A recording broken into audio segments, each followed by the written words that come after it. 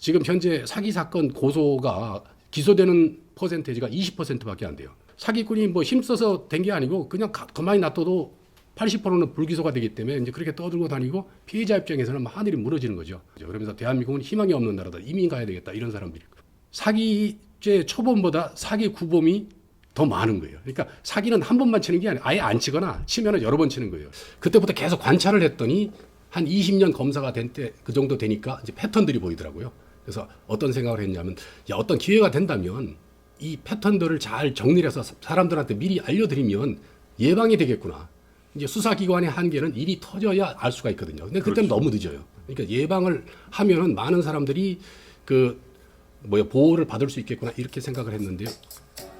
네, 오늘 모신 분은 대한민국 사기범죄 전문검사로 유명한 서울 동부지방검찰청 중요 경제범죄조사단장인 임채원 검사십니다. 자나깨나 사기 생각, 안지나서나 사기 생각, 사기 없는 세상을 꿈꾸는 그런 분입니다. 33년 동안 검사로 재직하시면서 각종 사기 정보를 소개한 사기 예방 보고서, 임검사의 사기 예방 솔루션을 올해 초 편에서 화제가 되기도 했습니다. 서울고 동문들께서도 오늘 대담 내용 잘 기억해 두셨다가 피해를 예방할 수 있는 그런 기회로 삼으셨으면 좋겠습니다. 임채원 동문 만나보겠습니다. 안녕하십니까? 네, 안녕하십니까? 네. 검사로 유명되신 게 이제 1990년 수원지검 성남지청에서 시작을 하셨는데 여러 가지 부서가 많이 있을 텐데 또 특별히 사기 범죄에 관심을 두셨던 이유나 또 계기 같은 게 혹시 있었을까요? 어렸을 때 아버지께서 사기를 당하시는 바람에 한 네. 20년 정도 그게 집안채 살 돈을 갖다 사기를 당하셨거든요. 그것도 네네. 직장 상사한테. 그 집안이 쫄딱 망해가지고 뭐 사골세에 살 돈도 없고 그래서 무허가 건물 짓고 막 이랬거든요. 그러니까 네. 어렸을 때 살았는데 소원이 편지 받아보는 게 소원이고 굉장히 고생을 많이 했습니다. 그래서 편지가 안 오니까 안 주소가 오고, 없어서. 예, 무허가니까. 네. 그래서 아버지께서 하는 말씀이 너는 앞으로 고시 공부를 해가지고 사법시험 합격해서 검사나 판사가 돼서 집안을 일으켜야 된다 이렇게 말씀하셨는데 검사 판사가 뭐 돈 버는 직업은 아닌데 그 명예를 중요시하셨죠. 그래서 어렸을 때부터 뭐 다른 선택의 여지는 없고 계속 뭐 공부를 하고 이렇게 했고 90년 처음 검사가 됐을 때부터 쭉 보니까 사기 사건은 기본이거든요. 근데 보니까 처음에는 사기가 될 것 같은데 수사를 해보면은 단어 하나 문구 하나 때문에 결정적으로 그걸 밝힐 수가 없어서 다 무혐의 처분되고 근데 그 혐의가 어느 정도 인정이 돼야 뭐 합의하자 그러고 이제 피해자들이 피해를 어느 정도 회복할 수가 있거든요. 근데 너무 안타까워서 그때부터 계속 관찰을 했더니 한 20년 검사가 된 때 그 정도 되니까 이제 패턴들이 보이더라고요. 그래서 어떤 생각을 했냐면 어떤 기회가 된다면 이 패턴들을 잘 정리를 해서 사람들한테 미리 알려드리면 예방이 되겠구나. 이제 수사기관의 한계는 일이 터져야 알 수가 있거든요. 근데 그때는 그렇죠. 너무 늦어요. 그러니까 예방을 하면은 많은 사람들이 보호를 받을 수 있겠구나 이렇게 생각을 했는데요. 5년 전에 우연한 기회에 이제 무슨 최고의 과정 뭐 이런 데서 저보고 강의를 해달라 그래가지고 제가 한 며칠 고민하다 찾아낸 게 이제 사기죄. 그래서 쭉 해서 분석해서 했더니 사람들이 너무 좋아하더라고요. 네. 지금 현재 사기 사건 고소가 기소되는 퍼센테이지가 20%밖에 안 돼요. 10건 중에 80%는 그냥 다 불기소. 무혐의가 네. 되거나 물기소가 그렇죠. 되버리는군요. 처음부터 그 민사 사안이거나 아니면 증거가 부족하거나. 그러니까 사기꾼이 뭐 힘써서 된 게 아니고 그냥 가만히 놔둬도 80%는 불기소가 되기 때문에 이제 그렇게 떠들고 다니고 피해자 입장에서는 하늘이 무너지는 거죠. 야, 대한민국 썩었구나. 이제 고소하려고 준비하고 있는 사람이 이제 이 사건이 어떻게 되는가를 보고서 이제 고소하려고 기다리고 있는데 앞에 게 무혐의가 나니까 희망이 없는 거죠. 그러면서 대한민국은 희망이 없는 나라다. 이민 가야 되겠다. 이런 사람들이. 초범, 그러니까 사기죄 초범보다 사기 구범이 더 많은 거예요. 그러니까 사기는 한 번만 치는 게 아니라 아예 안 치거나 치면은 여러 번 치는 거예요. 한 4년 전에 그 대검 통계이긴 통계인데 그 전과 구범이 3만 300 몇 명이고요. 초범이 전과 구범이 3만 2만 7천. 예. 그러니까 9번 사기 범죄로 붙잡혀 들어가는 그렇죠. 게 3만 명이 넘는군요. 무조건 사기처럼 남는 장사예요. 사기꾼은 머리들도 좋고 워낙 훈련이 많이 돼 있어서 증거를 감추려고 사기 치면서부터 증거를 감추거든요. 그래서 증거를 감추려는 저와 이제 일단 고소를 하게 되면 증거를 찾잖아요. 증거를 찾으려는 사람이 그래서 이렇게 둘이 하다가 안 되면 또 목격자 불러서 또 조사하고 검사는 거기서 이제 이렇게 어떤 상식이나 어떤 그런 걸 가지고서 추궁하다 보면 이제 진실이 나오거든요. 사기 사건을 워낙 다양하게 이제 접하셨기 때문에 사기 범들도 많이 보셨고 또 피해자들도 많이 접하셨을 거 아닙니까? 그러면 이제 딱 보면 야 저거는 사기꾼 같은데 거기는 지금 저 양반 지금 사기꾼한테 속고 있는 것 같은데 예, 그런 예. 느낌이 탁 오실 것 같아요. 예. 그 뭐 사기 패턴이라든가 전형적인 예. 아니면 이렇게 사기꾼이 갖고 있는 어떤 뭐 특징이나 예. 뭐 이런 것들은 혹시 있을까요?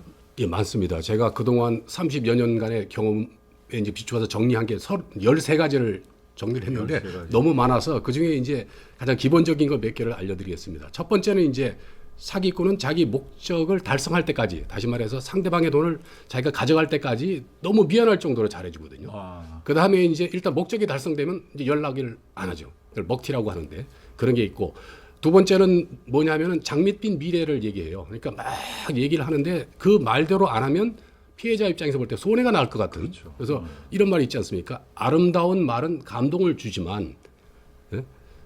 그 이루기는 어렵다 이렇거든요. 근데 이 사기꾼은 아예 처음부터 그 약속을 이행할 생각이 없기 때문에 막 그냥 그 아주 장밋빛 그냥 보랏빛 그런 말을 그냥 막 날리죠. 그런 특징이 있고, 그 다음에 어떤 게 있냐면 이제 그 사기 치는데 그 신분이 확실한 사람, 뭐 공무원이라든지 뭐 이렇게 신분이 확실한 사람을 대동해 가지고 마치 그 사람하고 친한 것처럼, 네. 그러면 이제 피해자가 이제 이렇게 경계심을 풀거든요. 이제 그렇게 이제 저는 이제 그걸 이름을 병풍치기라 그러는데 병풍치기를 하고, 이렇게 뭔가의 이렇게 배경을 만들어 그렇죠. 놓는다 백그라운드. 이거죠. 예. 나중에 보면은 뭐 처음 뭐 이렇게 한번 만나서 명함 주고 받을 정도 이 밖에 안 되는데 너무 친한 것처럼 이렇게 얘기하고, 그 다음에 중요한 게 이제 증거를 안 남기죠. 증거를 남기자 그러면 막 화를 내고, 내가 너하고 한 몇십 년 이렇게 그렇죠. 뭐 문서를 지내면서 쓰다든가 뭐 이런 이렇게 잘해줬는데 네. 못 믿어서 이거 뭐 차용증 쓰자 그러냐 이러면 이제 이 사람이 약해지죠. 그래서 인간관계하고 돈 관계를 뒤섞어버리는.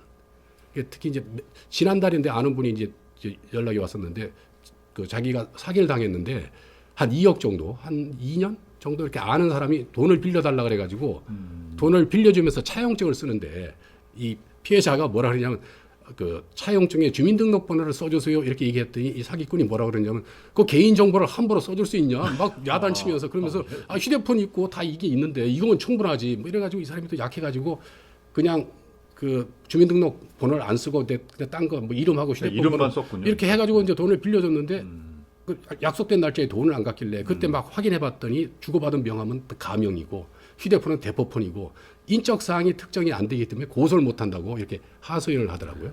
그 다음에 특징이 보면 또 이제 고소하기 애매한 금액.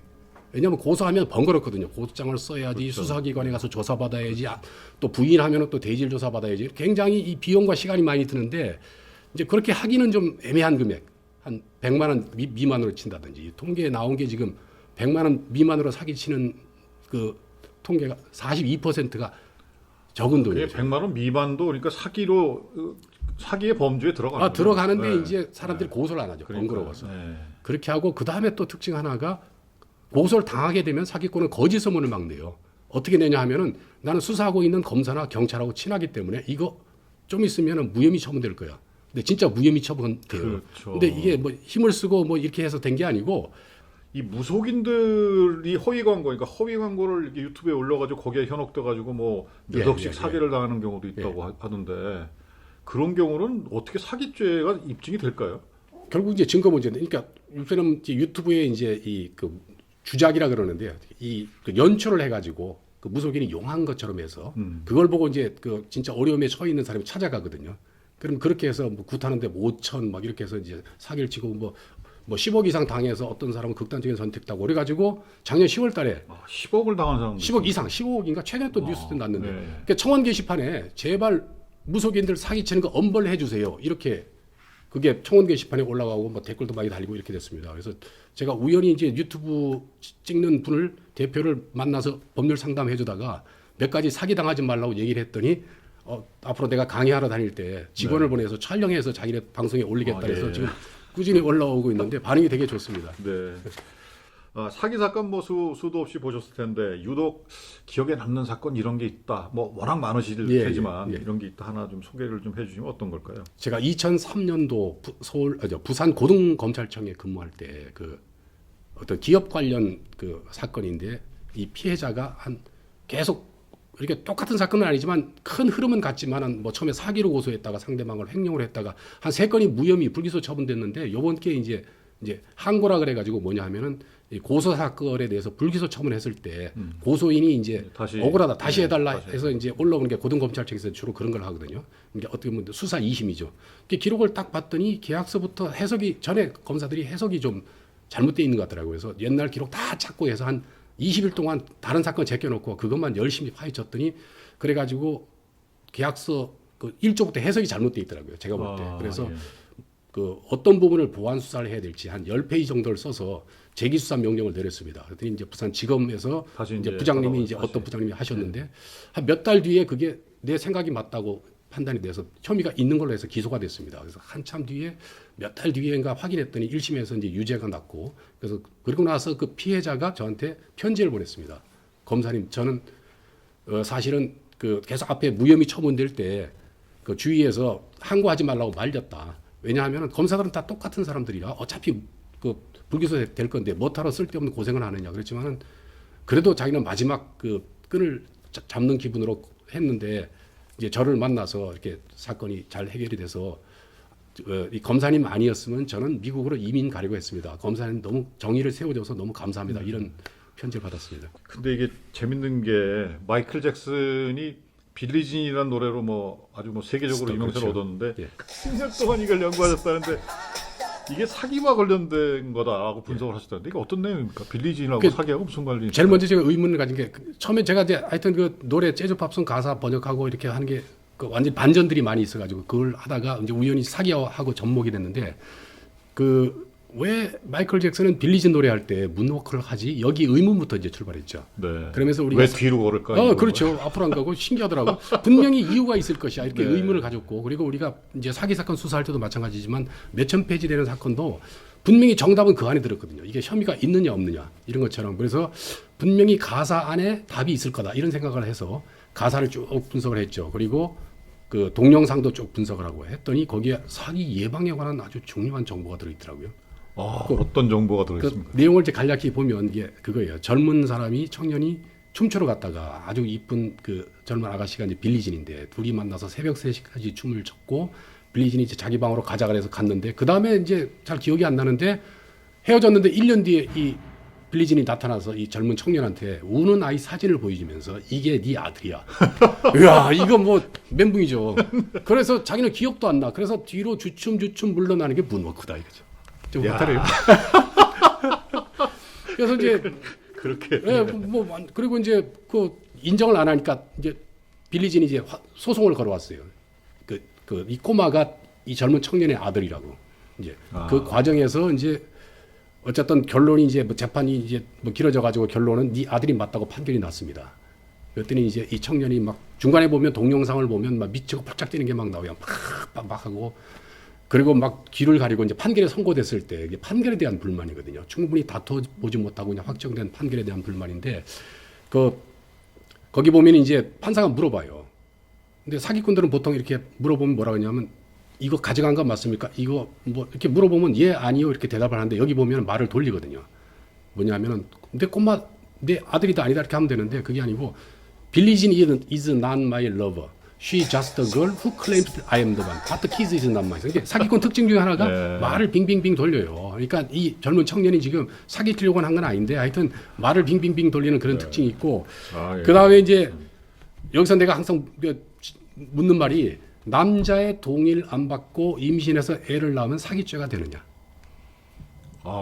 그렇죠. 그러니까 그게 사기죄가 될까요? 사람들한테 물어보면 50% 된다 안 된다. 아. 되면 왜 되고 안 되면 왜 안 되느냐. 이게 바로 이제 결론은 사기는 될지언정 사기죄는 아니다. 왜 그러냐? 형법에 이제 조문을 이제 봐야죠. 형법 347조 1항에 사기라고 하는 거는 사람을 기망하여, 기망이라고 하는 건 속이는 거, 속여서 재물이나 재산상 이익을 취득한 자 이렇게 돼 있습니다. 그러니까 속여서 재산을 가져가야 되거든. 근데 여기는 속여서 사내 아이를 얻었기 때문에 사람은 재물이 아니잖아요. 이렇게 이제 형법의 사기죄를 제가 설명을 합니다. 마이클 잭슨의 문워크가 그런 깊은 뜻이 있는. 그래서 이제 마지막에 가사 끝에 가면 이렇게 결론이 나와요. So take my strong advice. 그러므로 여러분들은 나의 강력한 충고를 받아들이세요. To always think twice. 모든 결정을 할 때는 두 번 생각해라. 왜 그러냐? 어렸을 때부터 어머니가 거짓이 진실로 바뀌는 경우가 있다. 그랬거든요. 이제. 네.